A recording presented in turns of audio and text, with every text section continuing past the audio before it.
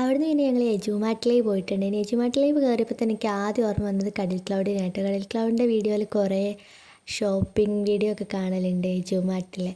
പിന്നെ ഇവിടെ കുറേ ക്യൂട്ട് ഐറ്റംസ് ഉണ്ട്, ബുക്കുകളൊക്കെ ഉണ്ട് കേട്ടോ.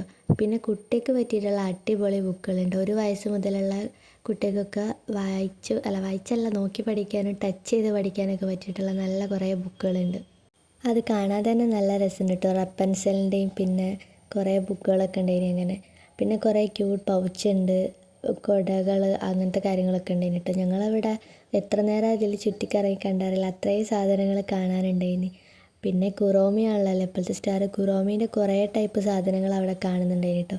പിന്നെ ഈ ഒരു സൈഡിലേക്ക് വന്നിട്ടുണ്ടെങ്കിൽ ക്രാഫ്റ്റ് ചെയ്യുന്നവർക്ക് ഈ ഒരു സെക്ഷൻ എന്തായാലും യൂസ്ഫുൾ ആയിരിക്കും. കുറേ ഫാബ്രിക് പെയിൻറ്റേഴ്സും പെയിൻറ്റ് ചെയ്യാനുള്ള ക്യാൻവാസും അതേപോലെ തന്നെ റിബണും കാര്യങ്ങളൊക്കെ ഉണ്ടായിന് കേട്ടോ.